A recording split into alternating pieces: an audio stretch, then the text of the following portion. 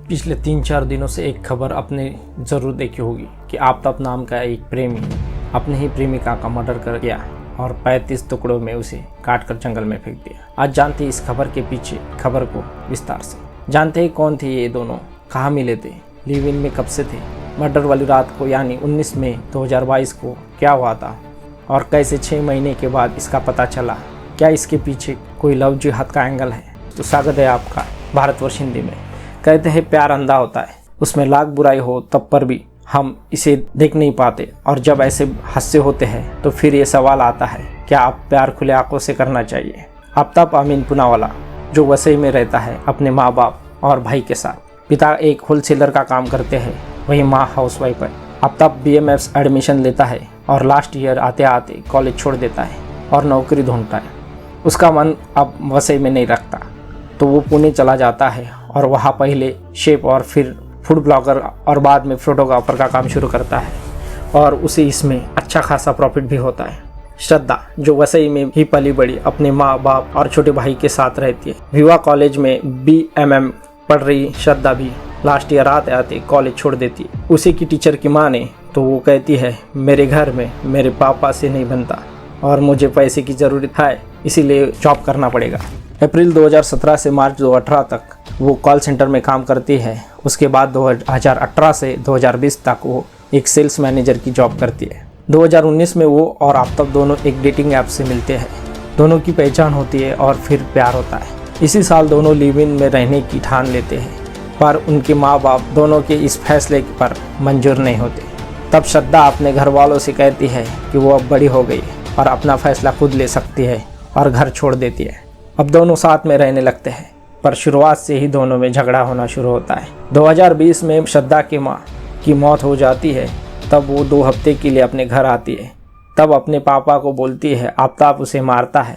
इसके बावजूद वो आफताब के साथ रहने के लिए चली जाती है। आपको क्या लगता है दोस्तों, अगर श्रद्धा वापस नहीं जाती तो क्या आज वो जिंदा होती? कमेंट करके ज़रूर बताइएगा।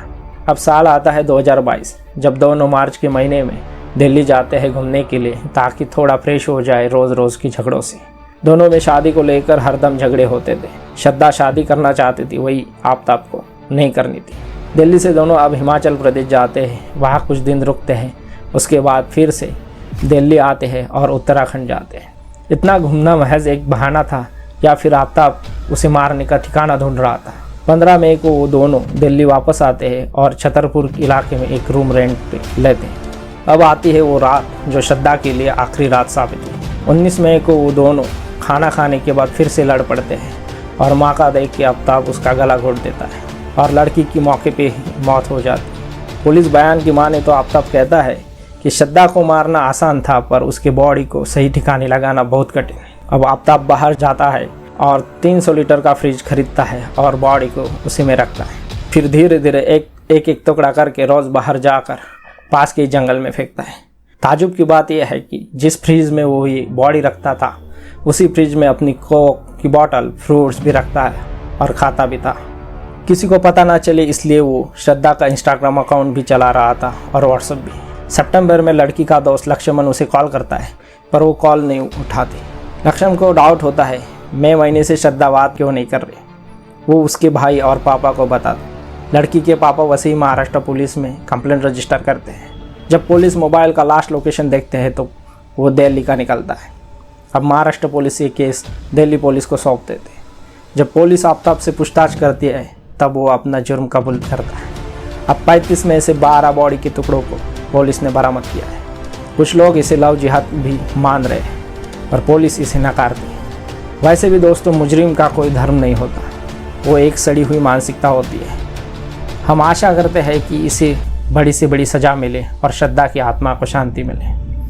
बड़ी मेहनत लगती है दोस्तों वीडियो बनाने में, बस मोटिवेशन के लिए एक लाइक और सब्सक्राइब ज़रूर करिएगा।